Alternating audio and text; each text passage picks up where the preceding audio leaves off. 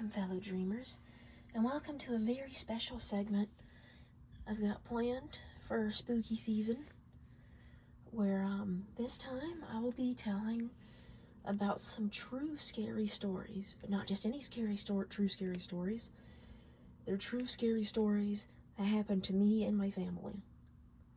Now, as you can see here, I've actually sketched out my guides. I thought it would be fun to have a sketch of them being all spooked because they're listening to spooky stories.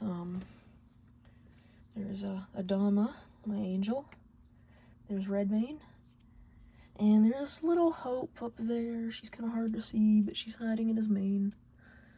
And he's like the only one smirking because he's like not scared. So, I don't know how many stories we got here, but I might be talking for a while, and don't worry, to avoid getting choked again, I brought a drink. I'm not gonna show the brand name unless you sponsor me. Okay.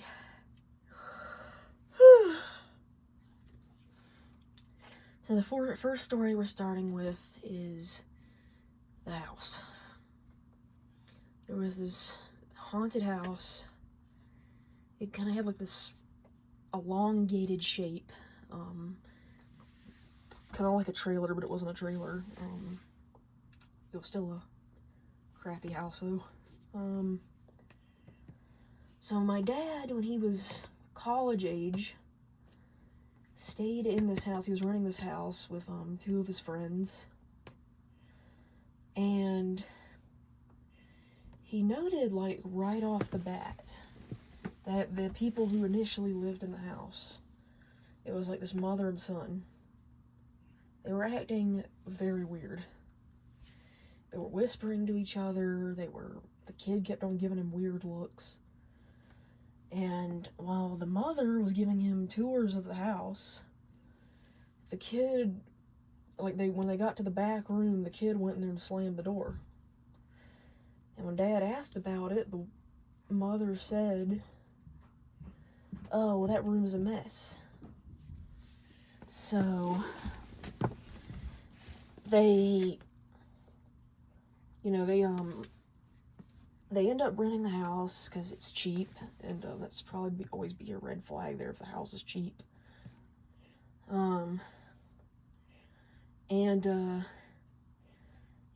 They go back there in that back room, and there's this carpet back here with, it was like a play carpet, like, for toddlers. It had, like, a little city on it and stuff. It looked like it used to be a playroom, probably for the kid, and, there was a upside-down pentagram on the floor with melted candle wax on the floor. Like, dried melted candle wax in, like, spots where the star points were. So everybody was in agreement that they would stay out of that room after they cleaned up the pentagram and the candle wax, because like the room was giving off bad energy. So there was this little toy soldier lamp in there, and every time they would go in there, like, that head on that lamp was looking in a different direction. Some other weird things that would happen is they would hear somebody full on stop running up and down the hallway. And then, like, the door to the back bedroom would slam. They would hear babies crying. When they would go look around the house and check for these things, there'd be nothing there. Like, ants, like a huge amount of ants would show up at random spots in the wall. And when they would go to get something to clean them up with, they'd be gone, miraculously. The TV kept changing channels by itself. It kept turning back on when they would turn it off and leave the room. One time they flat out turned it off, and the second they turned it off, it came back on.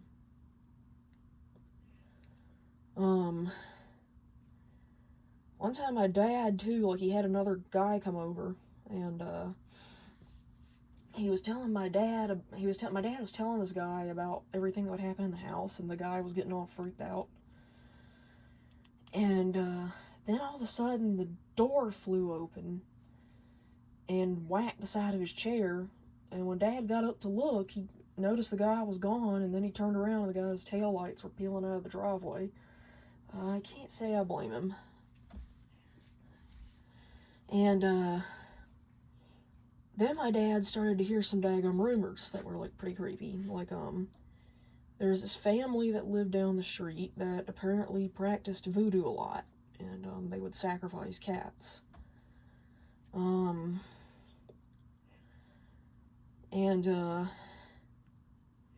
One of these, like, they were fairly close by, like, I don't want to say the guy's name, like, I don't want to, like, dox anybody on camera, but, like, this guy, Dad said, had a Hitler mustache, you know, and he said he saw this cat, and this cat kind of looked like him, like, he had, like, a black spot on his nose where his mustache was, and, like, he had, like, a black spot on his head where the hair, like, it kind of looked like his hair. But every time Dad would try to catch this cat, the cat would, like, run off. So people were saying, oh, yeah, that's, we'll give the neighbor a name, I'll call him Malachi. Oh, yeah, that's Malachi. Not his real name. It's kind of similar to his name, but not his real name. So he said, oh, yeah, it's Malachi, he can turn into a cat.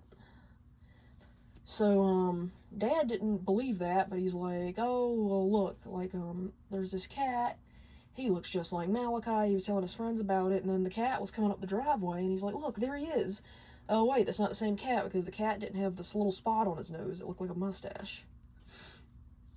So then Dad comes out one morning, and he sees Malachi sitting on his porch, eating an apple, and he waved, and when Malachi pulled down the apple to wave back, he had shaved off his mustache. So, another creepy thing that happened is, Dad was, like, he was in the bathroom shaving. He had the door open, and, he was home alone. And he said this guy walks by the door. Like, this guy, he was, like, plain as day. He wasn't even an apparition. He had, like, a blue sweater on, black hair. Dad said he could smell his cologne. And the guy just walks down the hallway and like, to where that bedroom is, and slams the door. Dad said, I wasn't about to go check that out, so he runs outside and waits for his friends to come home. They all look, and sure enough, nothing's there. So one day, it was Christmas, and they had, like, for whatever reason, they set the Christmas tree in the hallway. I don't know why they did this, but, they had the Christmas tree sitting in the hallway, and Dad's bedroom was across from, one of the friends. So they were both talking to each other. They had the doors open, and, all of a sudden, like, oh, before I get to this part, they had tried to contact the spirit with a Ouija board. And it spelled out the name. Okay, it spelled out its name. I don't want to give its name because, as you know, naming demons can be dangerous. But it started with a G, I'll say that. And as I think they were somewhere else, they were at a party or something, so they were driving back to the house, and then this huge creature that looked like a possum, but it was, like, way too big to be a possum. Dad said it was, like, the size of a capybara, hops out in the middle of the road, looks at them, and it's got glowing red eyes, and they slam on the brakes to avoid hitting it, and it disappears. So, flashback to, what I was saying before. They're sitting here talking about, across from each other, about the Christmas, they're looking at the Christmas tree. That same creature shows up again, and it goes up underneath the Christmas tree. And, you know, they go over there and they're trying to look for it. I think one of the friends grabs a baseball bat. And they can't find it. And it's like completely disappeared. There was nowhere in the floor that it could have escaped to. So, Dad was like, you know, one day he was cleaning the house and he found this envelope. And it had some scary pictures in it. One of them was like a picture of like some people in hoods. Like the envelope said to the something cult. I can't remember what the cult's name was, but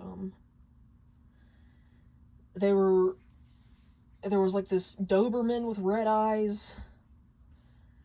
All kinds of creepy stuff in there. They were like black and white photos too. So, you know, long after they move out of the house, Dad takes me and Mom down there to go look at it. And now, if this wasn't creepy enough, we did see a cat coming up the driveway. I'm not sure if it was the cat, but it was a cat. And, you know, Dad was like, well, I think it's this house. And Mom's like, me and Mom are more on the clairvoyant side where you can feel things. And Mom was like, no, it's that house. And her abilities were slightly stronger than mine at the time. I still think they're stronger. I'm getting stronger, but, you know, we're looking at this house. And the energy was just so bad. It was very thick. It was very stagnant. It was hard to breathe. I could feel my chest getting tight. And I was like, you know, maybe we shouldn't be here. So we're driving by, and there's these two windows, these creepy looking windows on the side. And I see, plain as day, these two men standing here.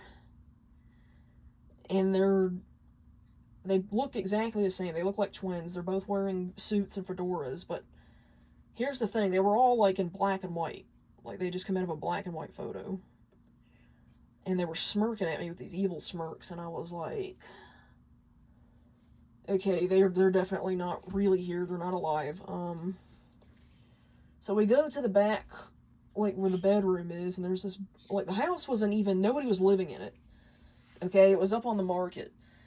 And this guy, like, there's another one of those guys back there with the fedora. He takes the fedora off and then smirks at me again and disappears. And there was like a blue light glowing back there, you know? And this blue light was like, you know, it was white at first, then it was blue, then it turned bright red. And then this, I don't want to quite say it was a stick figure, but it was similar to, it was like a stick figure made of lightning. It was like bright red, it had a square head, then it was just like lightning arms and then a lightning tail. So it comes at me, and it grows these like lightning claws from its lightning arms, and it says, and I hear it go in its deep voice, "Get out!" And then I feel myself be shoved. And I start yelling, at this point I start yelling at Dad, "Go, go, go!" So Dad hits the gas, and, you know, I had a fedora on. I take off my fedora because we went to a party, and I had a butterfly clip on it, and that broke off. And, so, like, it was completely broken in half. So, you know, I'm thoroughly freaked out. And the scariest thing is when we ask Mom what she saw, Mom saw something completely different. Like, Dad also saw the guys in the window. Mom saw something completely different than what we saw. She saw these beings that she said were not human. They were tied to chairs and blindfolded and gagged. And she saw them being tortured to death. So, you know, we go back to the house again. And during the day. And, you know, the energy's still thick, but not as bad. And the whole house, like, I've noticed at this point, because my abilities have gotten stronger by then, that I can feel everything. Like the whole neighborhood is bad. And, we end up going home that night, and Dad started acting strange. We went from joking around to all of a sudden he was screaming at me, cussing at me. Low blows were being yelled at me. I was getting threatened with physical violence. So we both go. I go to my room, he goes outside, and then he comes back in and he's like, "That wasn't me. I don't know what happened." And I'm like, "I know it wasn't you. I could feel it wasn't you." And I said, "Listen, I don't think we should go back to that house anymore." And Dad's like, "I agree." I'm like, "I don't think we should ever go back to that neighborhood either." Dad's like, "I agree. We're not going back there ever again." So, right immediately after that, my dad starts talking to this guy that, like, I think he lived in the neighborhood or something. And the guy says, I will say that I did a tarot reading on the house to try to get some details. I've actually got my angel's cards right here just to dig up any unsolved mysteries that some of these stories entail. So this is the deck that my angel likes to use. I don't know why this one, but probably because it was my first tarot deck ever. That's probably is no shocker to you all because I like dragons. I think he also likes it because it has a Renaissance theme to it, and he spent a lot of time in London at one point. I don't know if it was London exactly or Europe, but yeah, I've got my angel's deck here so you can help me answer any questions that might need to be answered. But I already did a reading on this house, and this guy basically confirmed what my angel had told me through the reading. And it was that this house, in this house, like, the guy who originally built the house had murdered his mother during some kind of voodoo ritual, or some kind of blood pact with a demon, and then he killed himself. And that's why the house, but he said there was a lot of bad energy going on in that neighborhood. The whole neighborhood was haunted. There were a lot of people who practiced dark magic, and blood magic specifically, which, I want you to know that I practice light magic, not blood. I will never practice blood magic or dark magic or black magic because, I'm a huge animal lover for one, and I don't want to hurt animals. Another reason being because demons are scary and unpredictable, and I don't want to work with them.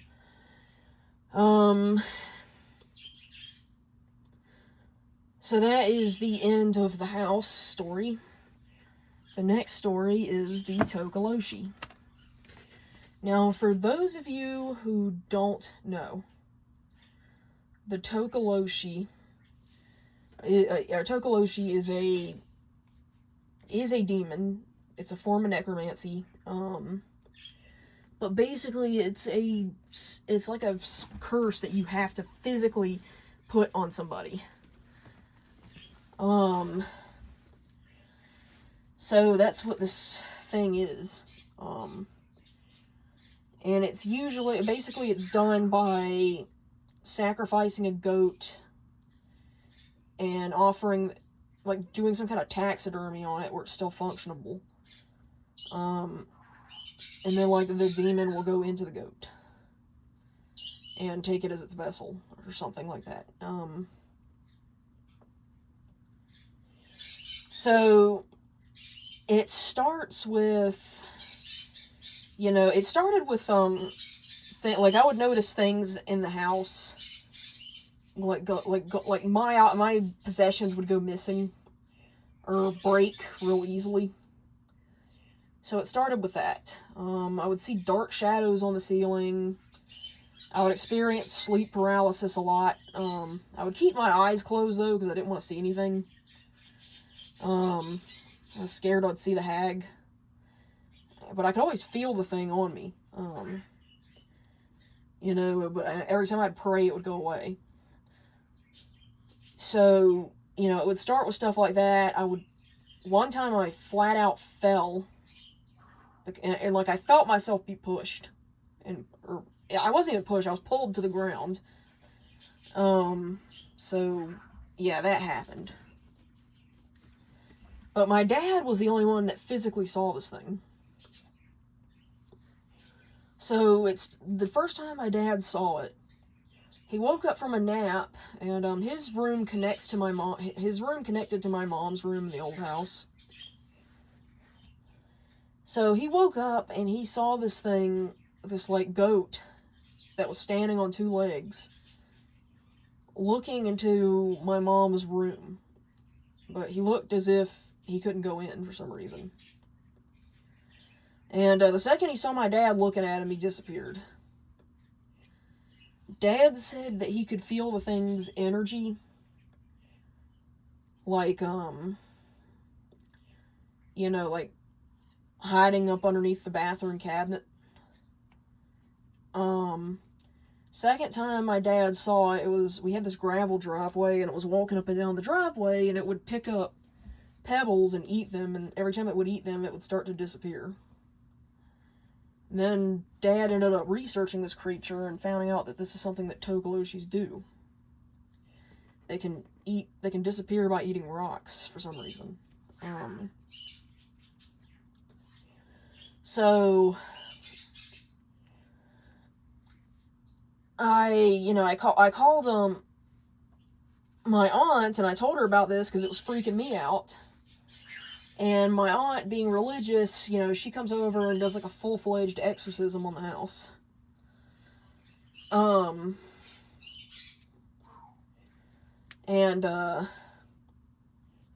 once that was done, Dad, we hadn't had any more encounters with it. But then Dad, you know, he went and like he got this message from somebody on Facebook, and it was like a little boy from Africa standing in front of a hut. So, you know, this kid just starts texting him and saying, "Hi, do you remember me?" And Dad texts him back, and he's like, "No, who are you?" And he says, and this kid says, "I'm the Tokoloshi." Now, keep in mind, me, Mom, and my aunt were the only ones that my dad told the story to.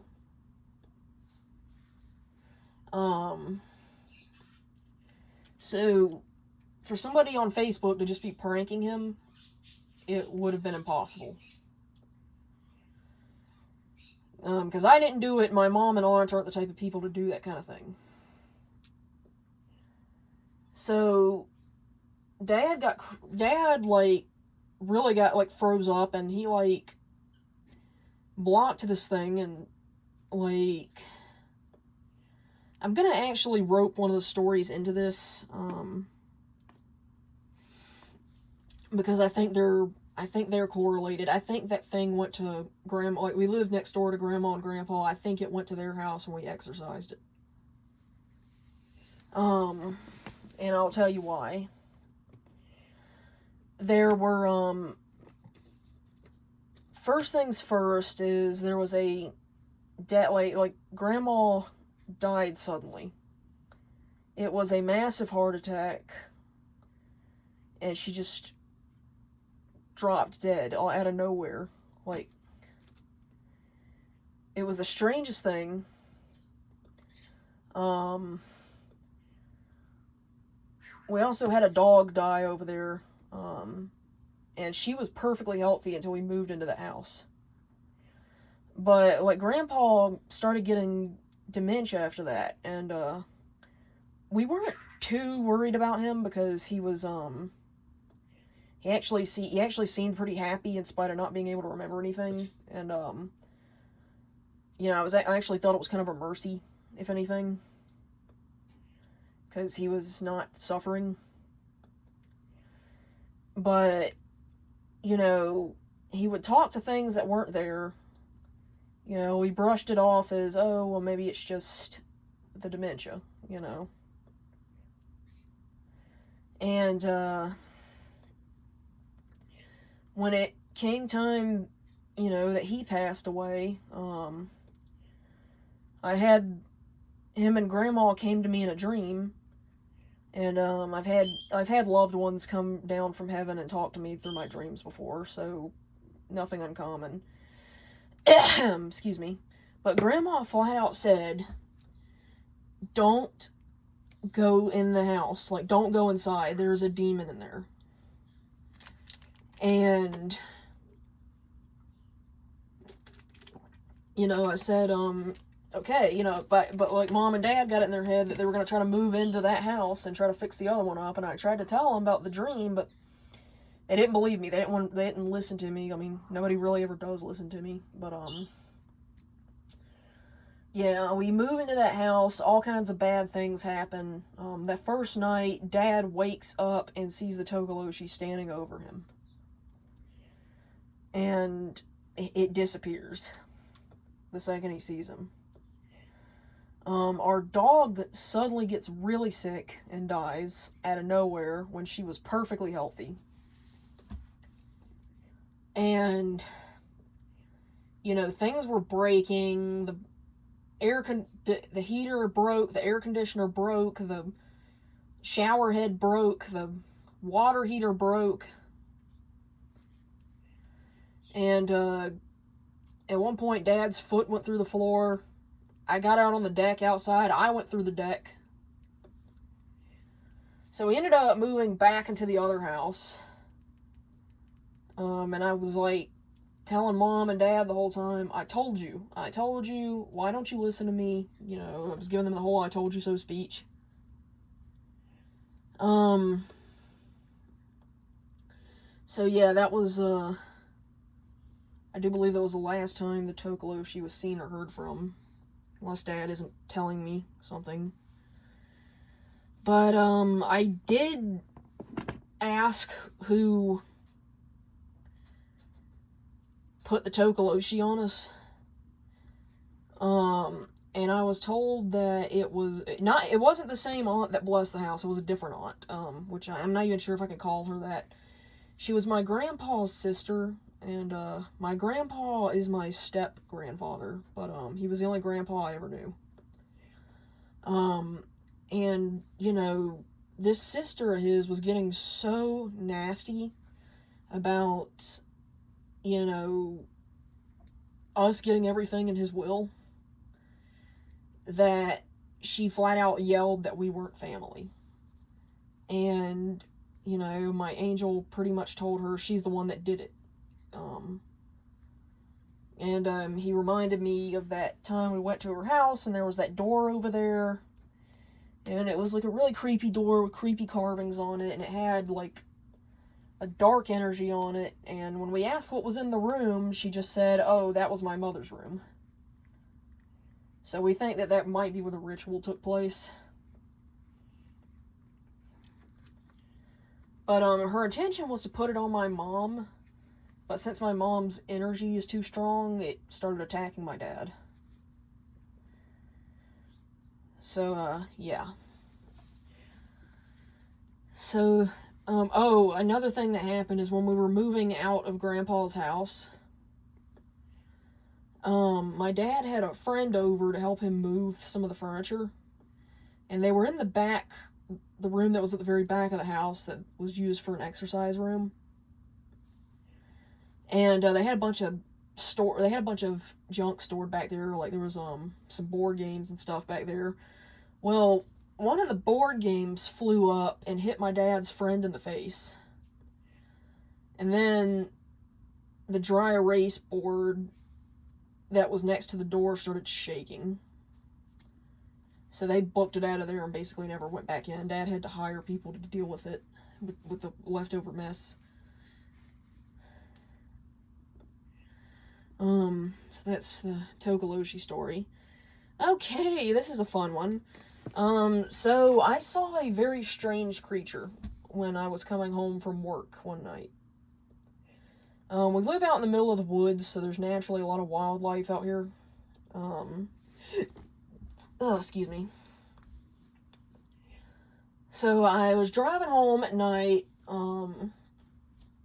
And all of a sudden, this creature hops out in the middle of the road, and I had to slam on brakes because I didn't want to hit him.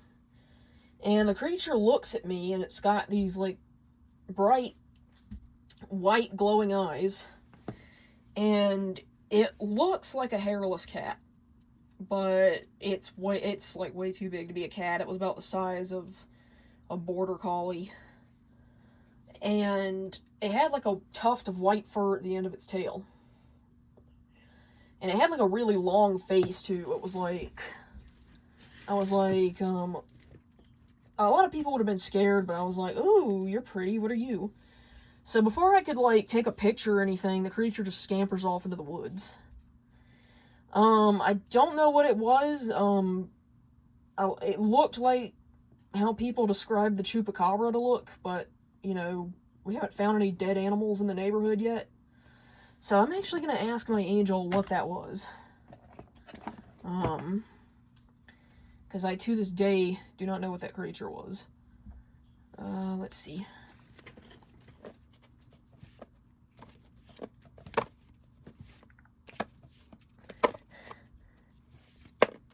Oh, okay.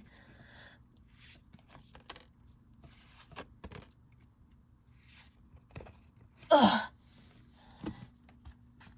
Okay. So what was that? Let me try to get them all in the center where you can see them. I should probably move the notebook, but I don't want to move the notebook. Okay. Got the tower. 8 of Cups in reverse.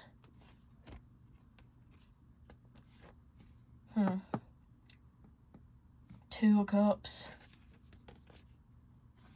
Interesting. And the Priestess.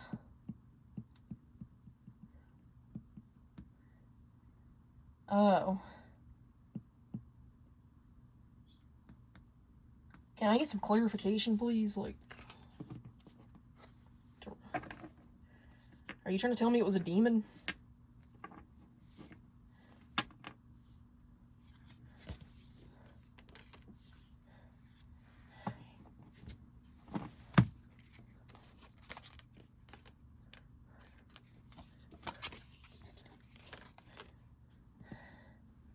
I guess it was. Okay.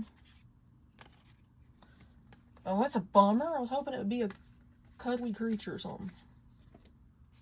Wonder whose it was.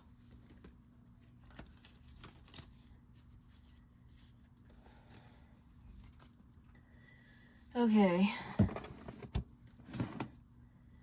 So, this is my paternal grandfather, my paternal grandmother who's still alive.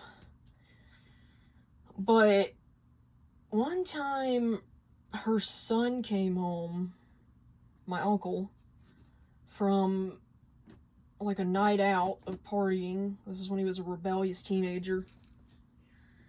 And, you know, he comes home, she noticed he was acting different. He was acting moodier than usual. She didn't think anything of it at first, but,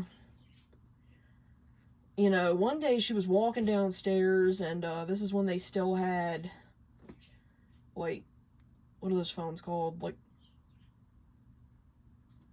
you know, those, house phones. Like, that was ringing. She used to have one upstairs that was ringing. She was walking down the stairs with the laundry basket. She hears this deep voice yell in her ear, "Answer the phone!" So, she, that was weird. I don't even know who was on the phone. Who was on the phone, Angel? What was the call about? I don't feel like just bending over to shuffle the cards anymore. Okay.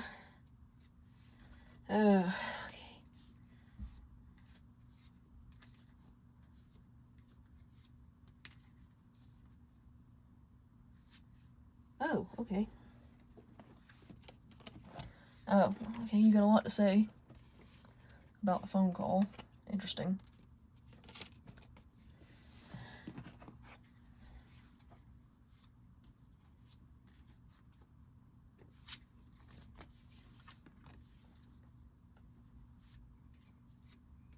Yay, my do not disturb works. I got a text, but my phone hasn't been called yet.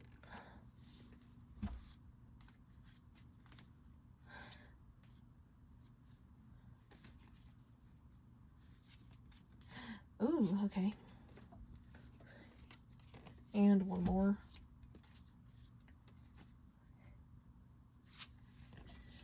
Okay. We have the Devil in reverse. Oh, okay. Queen of Coins in reverse. Page of Coins in reverse. Lovers. Oh, interesting. Five of Cups. Okay, it looks like my uncle may have gone through a breakup with somebody who put this demon on him, and that's who was calling the house. Probably to get, looks like it was to get sympathy. Try to get him back. Yeah, definitely. Alright, cool. Cool, okay, that gave me a lot of information, thank you. Okay, so, like, another thing was... I'm trying to shuffle them as I pick them up. Another thing was...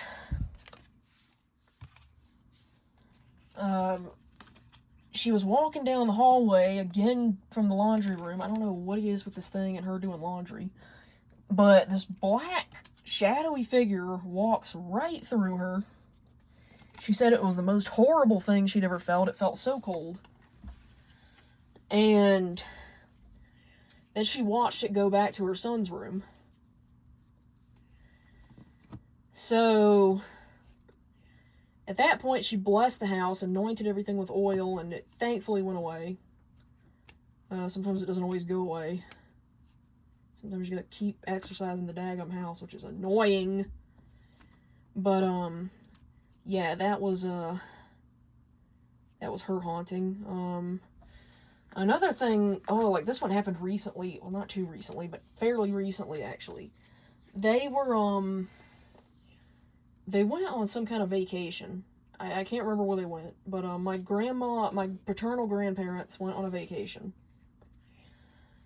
And, you know, my grandmother was walking by herself along the beach, and she found this, I think she said it was a cow skull. So she picks it up, she, like, looks at, which I don't know why you would do that, like, the first thing you do when you see a dead animal's skull. Like, you don't know what kind of germs are on that, but, she picks it up, she's looking at it, she said it had a horrible energy on it. She found it outside of some kind of plant, like, some kind of, I think it was like a nuclear plant. So she puts it back down and leaves. She tells my step-grandpa, again, and, because she also remarried. She tells my step-grandfather and my aunt, her daughter, about it, and they go and she, like, they want to see the bone. They're like, why didn't you bring it? She's like, well, because it had a bad energy on it. So they want to see it, so she takes him back over there, and she can't find the bone or the power plant. It just disappeared. So that was creepy.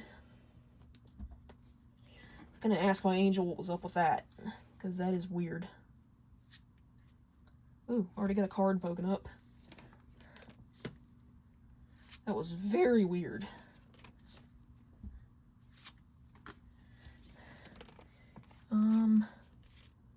Page of Spears in reverse.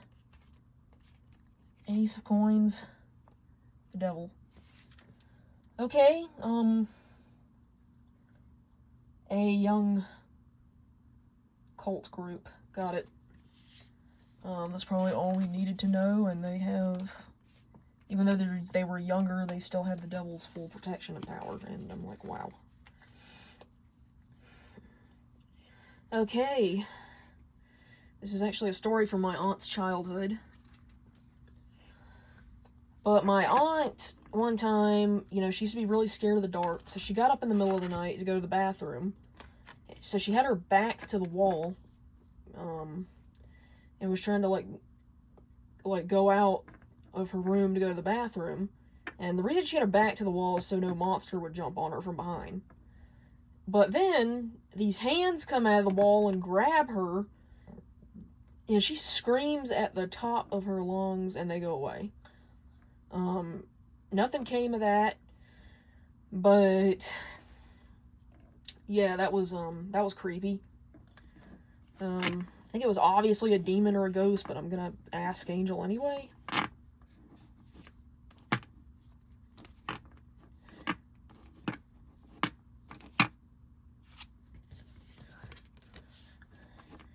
What those arms were. Need one more. Okay. Okay, Sun in reverse.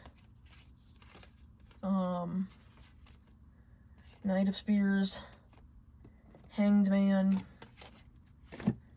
and Queen of Coins. Oh. So a ghost stuck in the house of a family member. I would ask which one, but I don't want to. I think I have a feeling which one it is, but, 'cause we had a grandfather that would do some not-so-savory things. He died before I was born, but, yeah, he did, some pretty gross things with my grandmother when she was a kid. Okay.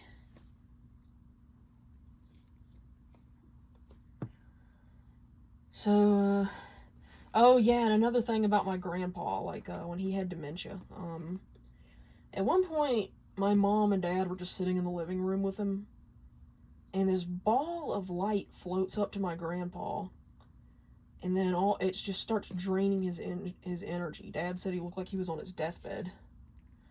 And my mom does something with, like, psychically with her energy, and the ball of light disappears, and Grandpa goes back to normal like nothing happened. So that was that. Ooh, here's a creepy one. So my uncle was reading his Bible late at night, and, you know, he, yeah, like he said something kept bothering him. I was never given specifics on what that was, but he was reading about this point in the Bible where Jesus had cast out a demon. So he said, you know, in the name of Jesus Christ, I cast you into the abyss. And he hears this voice go, GDU! Oh, that gives me the creeps.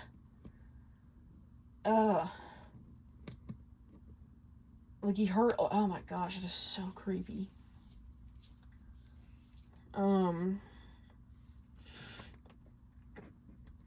Let's see. Oh gosh, okay, so Linda, my aunt, okay, I mean, it's not like I gave you her last name.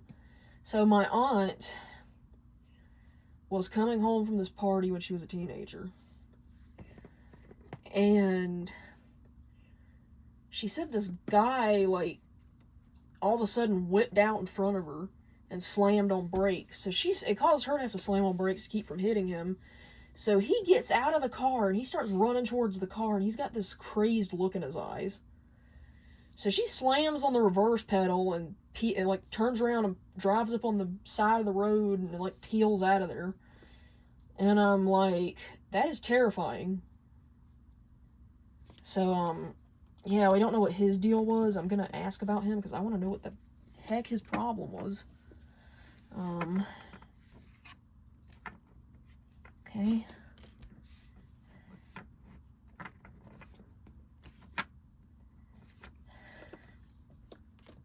Whew. Oh, okay, 4 cards, okay. Alright, so what was the crazy guy's deal? Page of Spears again.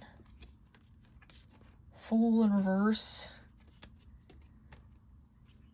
10 of Cups in reverse. The moon in reverse. Oh, okay, just a crazy incel. Got it. Okay. So, SeaWorld. Yeah, I almost died at SeaWorld. How, you might ask? Me and Dad went on this ride. I think it was called Escape from Atlantis. And, you know, the ride in itself was creepy. But the part where I almost died is when it was going down the third ramp. My seatbelt failed and I was forced to stand up, and thank goodness I was holding onto that rail with a death grip, because yeah, I almost got thrown. So that was fun. Not. Another sleep paralysis incident I had, this one particularly stuck out to me. Different demon, but still just as scary. I was sleeping on my, side, and I think I rolled over onto my stomach, and then all of a sudden I feel when I wake up, I can't move, you know, typical sleep paralysis thing. And this thing, I feel something jump onto my back, and even though I'm not looking at it, I can see it. It looks like the alien from Alien. And I can feel it trying to get into my body. And I start praying for God to help me. And I see these huge hands, like this portal opens up in the ceiling. These huge hands come down. There's this bright light.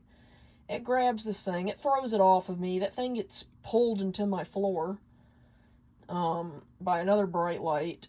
And then everything disappears and I'm able to move again.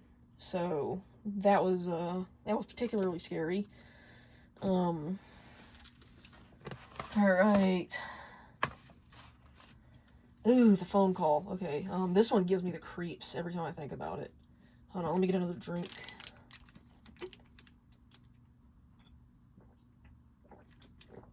But the phone call. So, Grandma tells me that somebody called. She had one of those old rotary phones.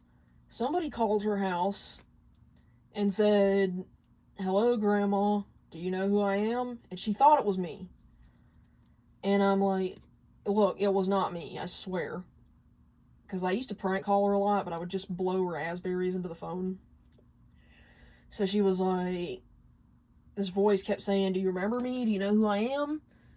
And she just brushed it off as me playing a prank and said, "Happy Halloween." And that was creepy. I don't know who that was, so I'm going to ask my angel right now. Who is the creepy caller?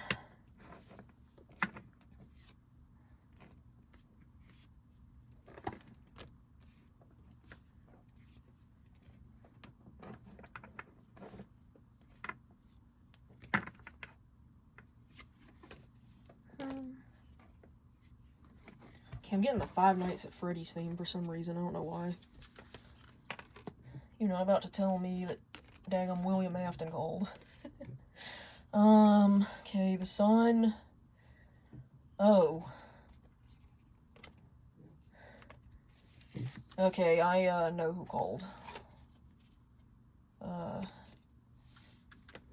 So before my step-grandfather married my maternal grandmother, he had a wife and daughter, and they were both T-boned by a getaway car, and they both died. The one calling was the other wife. Why she was calling my grandma, I don't know. Wow, that's a creepy ghost caller. Yeah, obviously it's a ghost call, but, okay. My dad's drug trip. Oh, that'll be fun. So when my dad was a teenager, he took acid. And the two things he saw gave me the absolute creeps. First he saw like this candle, there was this flower candle sitting on the table. It grew spider legs. It got up. It turned around. It had this red glowing eye, and it jumped on him. And, Dad started freaking out. So a little bit later, Dad's looking out the window. And he said there were these pine trees over there. He said they kept on picking up their leaves like skirts and like trying to sneak over to the window. And this, like, that was the two scary things he saw, but then this goes into my drug trip, which is related, but, this is actually what got us talking about it. When I was a kid, I used to be really scared of the dentist, and they would give me this stuff that would knock me out. It tasted horrible. It tasted really bitter, and there was like a hint of orange. And I'm like, could you really not make this taste better than it does? Because it tastes awful. But, so I took this medicine, and they had to remove, like, a few of my teeth, because my baby teeth weren't coming out. They were, like, and my adult teeth were starting to grow over them. Which is kind of the reason I have buck teeth today. But yeah, I think they removed 3 teeth, 1 molar and my 2 front teeth that were growing and wouldn't come out. But, I wake up and, everything looks like I'm looking at it through a fish tank. And then I hear one of the doctors say, oh, look, your socks came off. So I go and look at my foot because I'm like, I thought I was wearing flip-flops when I came in. And my foot stretches all the way up to the ceiling. Little did I know they put socks on my hand because apparently I started clawing at my face in my sleep. And, then I look at, there's like this, you know how like the doors have that little window in it? Mom's looking at me through that little window. She's got all this blood dripping down her face like she's a wrestler or something. And then she smiles at me and all of her teeth fall out. And then I pass back out again. So that was fun. Oh, okay, this is a good one. So my dad, he was, Christmas shopping at, I believe it was JCPenney. And as he was driving home late at night, it wasn't too late at night, but it was nighttime, one of the bags from the JCPenney, like one of the JCPenney bags blew out of the back of his car. The bag, like the item, I think he took one of the items out of the bag or something, because the bag blew out and it stuck to this guy's windshield and almost caused him to wreck. So this guy starts following my dad. So Dad pulls over, and he gets out of the car, and this guy gets out of the car with, I kid you not, a hatchet. And he comes running at my dad with his daggum hatchet. And Dad, thankfully, kept a gun on him, so he pulls that out, and the guy stops and gets back in his car and thankfully leaves, but that was scary. I'm like, who carries an axe around? Okay. So I had this creepy aunt. She wasn't really my aunt. She was my uncle's girlfriend. I'm gonna give her a name, like a fake name, because I don't want to just sit here and go, oh, my uncle's girlfriend nonstop. Let's call her Beatrice. So Beatrice was my uncle's crazy girlfriend. She would do some off-the-wall stuff. Like, my aunt, was staying at their house one time.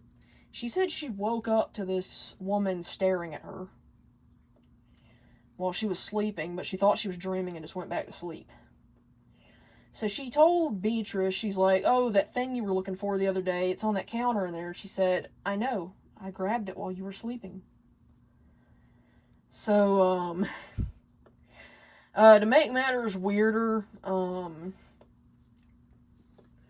we're we were having some kind of party at their house, and my uncle accidentally called Beatrice by his ex-girlfriend's name, which, ironically enough, that ex-girlfriend was also crazy. She bit his cheek when they got in a fight. So Beatrice like, at one point, I asked her for my crayons, because, my uncle would keep a bag of crayons for me, and, like, coloring books and stuff. So she goes back to that bedroom where he keeps it. And, I noticed she was taking forever, so I went back there to see what in the world was going on. And she's over here with her teeth gritted, eyes bugged out. She's got that bag, like, he kept him in this blue bag. He was banging that, she was, like, hitting him against the daggone wall above the bed. And I'm like, what are you doing? She goes, get out. And I'm like, I'm never wanted to be punked down easy, so I'm like, no, what are you doing? She's like, get out. And she comes over here, she grabs me, she shoves me out of the room and slams the door. So I go up, like, I was like 7 years old. I go up to my uncle. I'm like, why is Auntie Beatrice, like, slamming my crayons against the wall? So he goes back there to confront her. I don't know what happened, but she comes out. She puts her hand on my shoulder and she says, you talk too much. You need to talk less. Okay? I need you to shut up. So I'm like, okay. That was weird. But it gets even scarier from there. One day my dad gets a call in the middle of the night, and my uncle is like, you need to get over here. Beatrice has gone crazy. She came at me with 2 butcher knives and stabbed me in the leg. Like according to him, she had like these 2 huge knives. She got him cornered. I don't know what they were fighting about that caused this, but she was like stabbing the floor and crawling towards him on all fours. And then she, like, took the knife and slowly started to push it into his thigh. And he smacked the knife out of her hand and ran to the back bedroom and locked himself in there. So about midway, his dad hears glass shattering. And my uncle says, I gotta go. She just threw a chair through the window. And, like, it was one of the outdoor chairs. He had some outdoor furniture. And now she's climbing through the window with the knife in her mouth. So, you know, she ended up getting arrested that night, and we never saw or heard from her again. Oh, okay. So, I don't know if any of you are familiar with Colonial Parkway, but, Colonial Parkway, like, it's kind of near Busch Gardens. We were going to Busch Gardens, and we were driving home from there, and about midways, my mom cusses, like, she goes, oh shit, she, like, slams on the gas pedal and starts speeding down the road, and Dad's like, whoa, what are you doing, where are you going, I think there's a lake at the end of this road, you need to be careful. So Mom's like, we're in Colonial Parkway, we need to get out of here now. And he's like, why? And then she proceeds to tell us about the murders that had taken place, about the headless ghosts that would wander around the woods, about the headless bodies that would be found. So Dad's like, oh, well, I'm sure they're not still doing that. But lo and behold, we come out the next morning to take another trip to Busch Gardens, and there is police tape over the entrance of Colonial Parkway, because somebody had just been found decapitated again. That could have been us. Yeah. So that's fun. Ooh, the cemetery. Okay, so we had this old cemetery kind of nearby. I can't disclose the name of it without revealing my location, but, we, went to this old cemetery, and I don't really like to go to cemeteries, because, I don't like to go to funerals either, because I just pick up on too much energy up there. And, not only that, but it's kind of messed up when you think about it, like, funerals especially, because, like, I don't want the last memory of my loved one to be them lying in a coffin dead. So I've actually refused to go to funerals because of that. It doesn't help, it just gives me nightmares, and on top of that, like, I can pick up on every type of bad energy that's ever been left behind there. And in the graveyard. So, it's another reason I don't get to go to graveyards, because it also kind of creeps me out that there's dead bodies buried there. Yeah. Plus I always, like, it's just bad energy there, you know? Like, there's just, And I don't think it's the spirits. I'm going to clarify. I don't think the spirits are the ones producing the bad energy. I think it's people that go there. First of all, I think it's the energy of death, like the rotting body gives off, you know? And I also think it's the energy that have people grieving when they come there. And I also think there's a lot of trauma left there. So we could feel all of that, or I could feel it. Plus, when I went there, my ribs started to burn, which is never a good sign. That means a ghost doesn't want you there and they're about to rearrange your daggum organs. So we find this kid's grave. He died in like the 1800s. He should have had nobody that was leaving presents on his grave, but somebody left a brand new teddy bear there. And I'm like, well, look, there's a couple of explanations for that.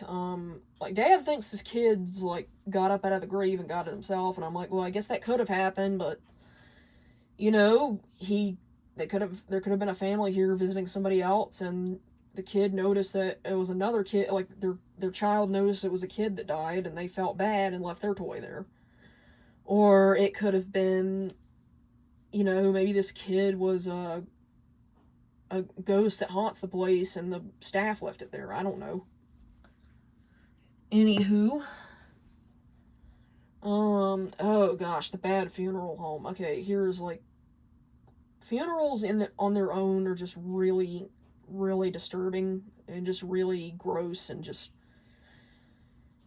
But this funeral I went to takes the cake. You know, I go in here, first of all, and they have this shelf set up, like, you know, with these little Hot Wheel brand model hearses in here, and these little dead bodies and coffins, like little plastic figures, and I'm like, what is wrong with these people? This isn't a daggum novelty. Like, they're turning it into something that's, like, it's not, and it's like, they're acting like it's not disturbing and gross. So, I come in, and this is for my neighbor. It was our neighbor's funeral. Oh my gosh, this funeral is like... First of all, there's a woman sitting by the door. She's sitting all still.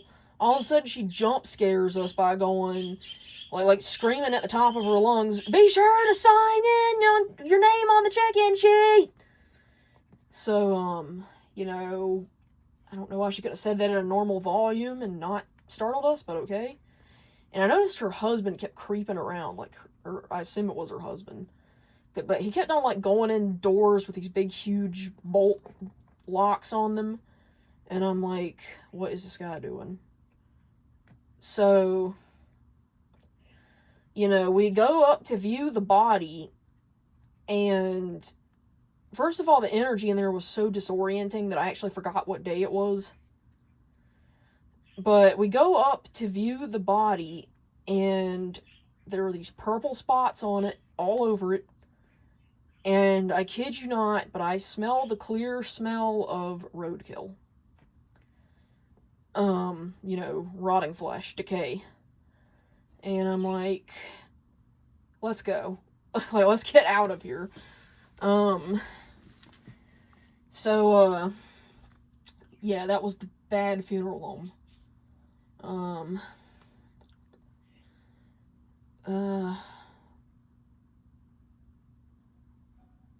Oh, yeah. And then there was this other one.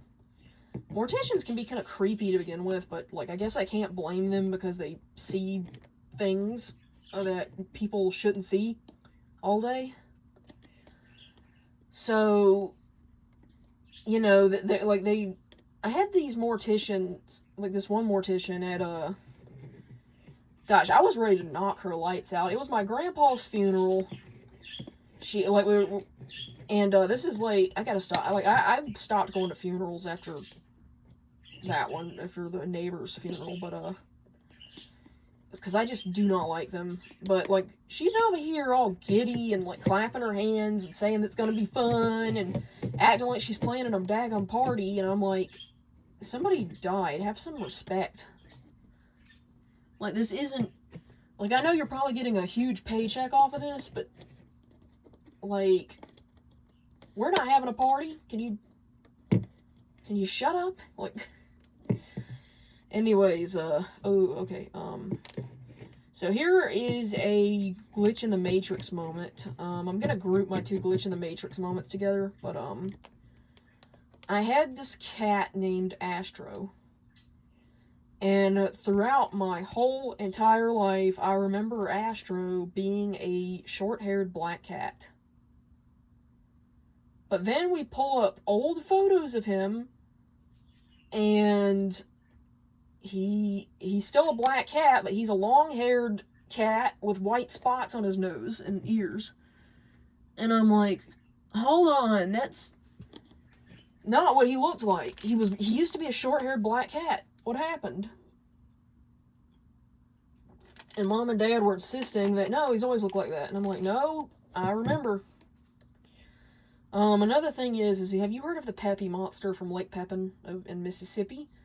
When they first talked about this monster, somebody released a painting of this monster.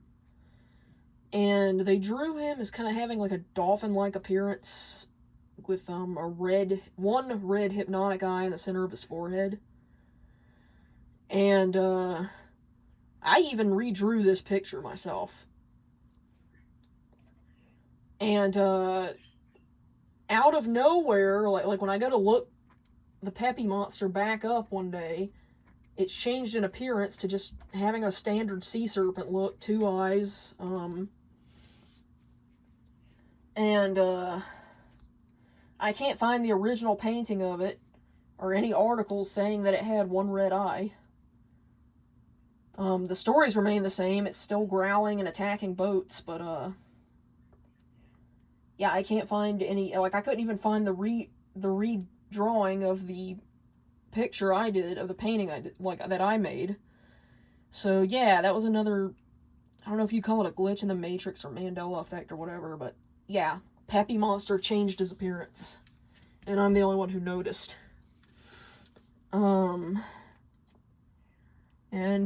Okay. So, Dad was staying at this hotel one night. And he goes into the bathroom, and he was looking in the mirror, and he said the light started flickering, and he saw the bathroom door slowly come open, and this, like, brown, fuzzy hand kind of wrap around the doorway, like, all slowly, where, like, the fingers are coming around it and all that. And then the lights go out, and when they come back on, he says he sees this monster standing in the bathtub that looks similar to Sweetums from the Muppets. And then the lights flicker again and it disappears. So I'm like, well, that's creepy. Sweetie, tell me about that one. Like, what was up with that? Okay, whoa. Alright.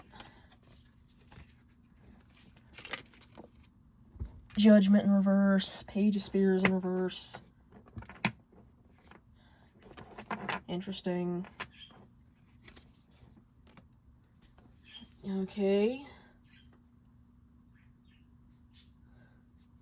A ghost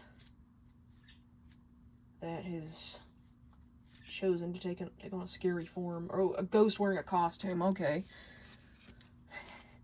I guess a mascot died there or something. Oh, okay, from a alcohol poisoning. The mascot.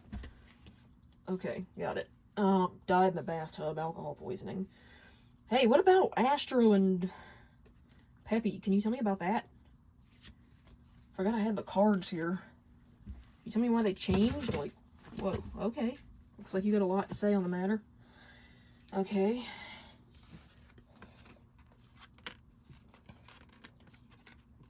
Okay. Just these. The Magician in reverse. Interesting. Oh.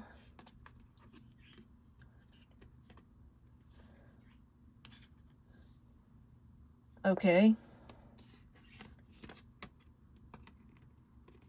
Peppy changing was a government cover-up, but, I'm simply remembering Astro differently.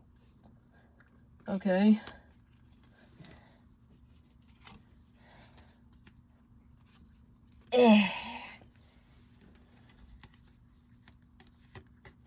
Alright, how many more of these do we got? Oh gosh. Okay, I don't know if I want to talk about that one. So, this guy comes up to me in Barnes & Noble, and he starts, like, kind of obviously hitting on me, but he's not attractive, and, you know, I don't get a good, I'm not getting a good feeling from him, so I'm like, oh, you know, I'm trying to be nice and not just outwardly just be mean to him, and I'm like, you know, I'm married, sorry. But I noticed, like, at that point, as I was looking around the store, he kept following me, and, like, trying to not be obvious about it, and he kept talking on the phone to somebody the whole time. So, I got my pepper spray ready, and I ended up having to use the elevator to sneak out of the back, like, to sneak out back into the mall. And then I had to call my mom to come and get me because she dropped me off there while she went to a doctor's appointment. So I'm pretty sure he was a human trafficker, because I don't know why the heck else he'd be following me and staring at me and crap. The road rage. Okay, this one had me physically shaking. But, yeah, like, I'm over here driving, and, you know, I go to change lanes, and I hear this car go beep behind me. And I guess the reason he did it was because I didn't signal when I got over, but, you know, when I checked, nobody was there. So he comes around and he starts yelling, "You mother effing B, I'll kick your effing A." And then he, like, balls his fist up at me. This is, like, a huge man, okay? And I'm just a tiny little woman. And just, like, how, like, your mother did, like, a horrible job raising you. But yeah, he just tells me off and leaves, thankfully. But yeah, that had me shaking. Ugh. Okay, we're almost done. Okay, night. Okay, so, goes to show you I was staying at my dirtbag ex's house, and he's over here insisting that his neighborhood's safe, we can leave the doors unlocked, we don't have to lock the doors, blah, blah, blah. And, then all of a sudden we hear some guy outside screaming like a psycho, and I'm like, what is that? And he's like, oh yeah, we got this neighbor that has bipolar. And I'm like, and you think it's safe to leave the doors open? Oh my gosh. Another creepy thing, though, just something that people normalized is, you know, my mom had this friend, and she was like, yeah, she had this neighbor that would, like, walk up and down the street at night talking to himself. And she's like, oh, well, he's not dangerous as long as you don't approach him. And I'm like, that's reassuring.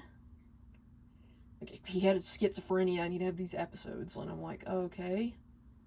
You know, you sure you don't want to call somebody, or... Oh. Okay, well, here was another one. I had so, I don't remember this guy, but, because I was very young when he used to live in the neighborhood, but, my grandma remembers him. She would tell me about this guy that used to live in the neighborhood that would run up and down the street with a shotgun and scream racial slurs. And one time, and like when she would hear him coming, like she used to garden a lot, she would run around to the back of the house and hide. And you know, she just kept praying that he would go away one day, and finally he did. But I'm like thinking to myself, why didn't you call somebody? Why didn't you call the police or something? I'm pretty sure there's some form of this being illegal. Like, I don't know.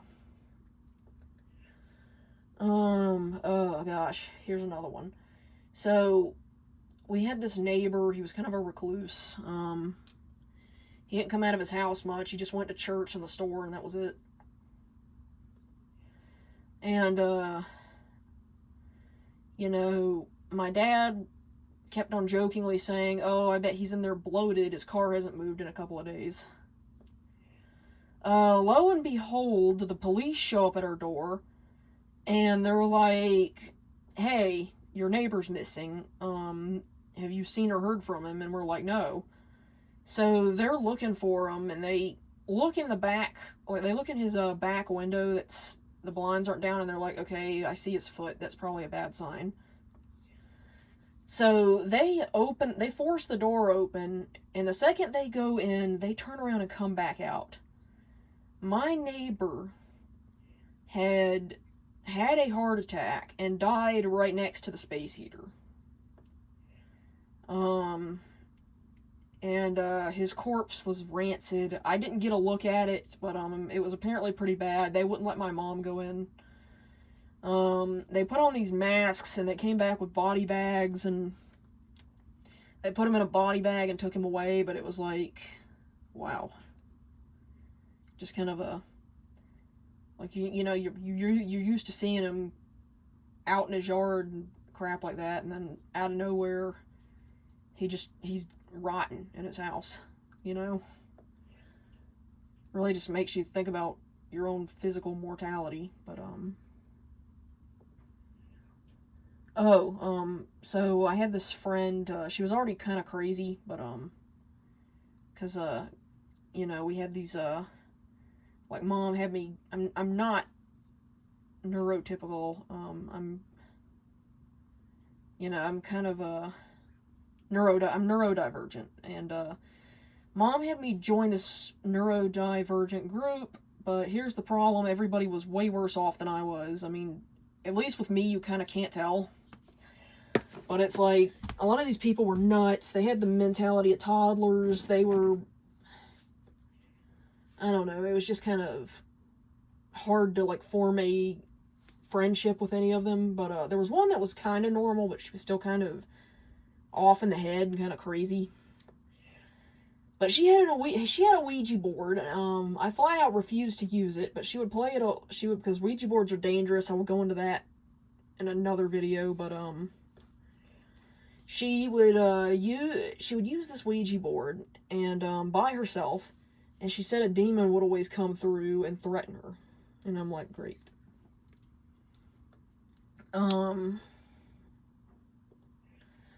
Okay, so here's another thing. I don't know what it is with this mom's specific friend.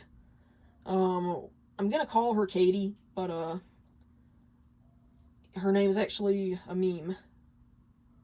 So Katie, she has this she has these friends, and you know, we had Thanksgiving dinner with them, and then at the end, like, immediately after that, the friend's daughter tries to kill herself, and when she wakes up in the hospital, she is furious. She's trying to, like, attack people. They had to handcuff her to the bed, and she's like, you know, I keep hearing voices telling me to kill myself, and I'm like, oh, yeah, that's probably a problem.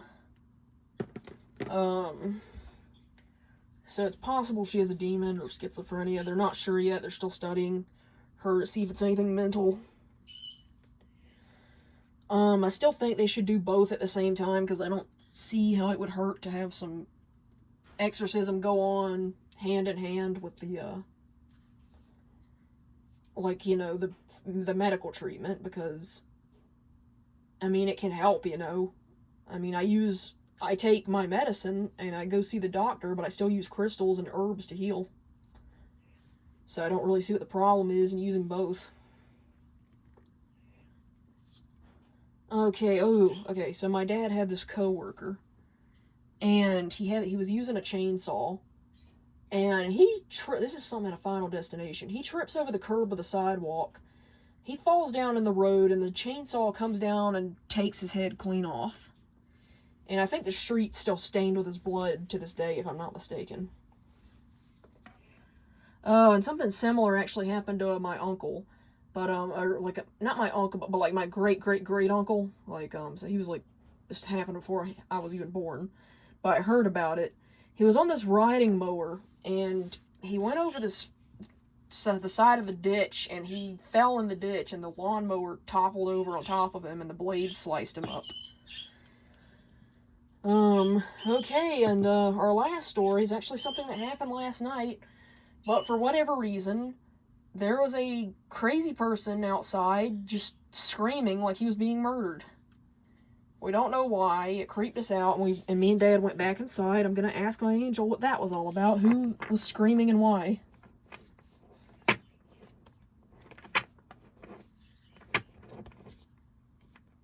Okay.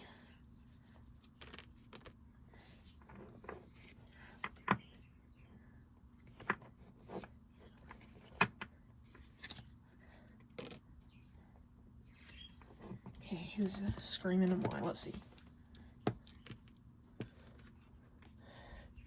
Oh. Oh. Okay, not as scary as I thought. It was just some teenagers having a party and being crazy. Okay, it still sounded scary. Give me that. Alright. So that was the end of my true scary stories. If I come by more, I will tell them again. I'll compile a list. But if you liked this video, be sure to like, comment, subscribe, click that notification bell. And if you would like to receive a personal reading from any of my guides, or purchase a talisman, or any other kind of merch, or metaphysical tools, anything like that, please visit my Etsy shop, Dragon Realm Boutique. And, you know, it'd really help out the channel. Until next time, fellow dreamers.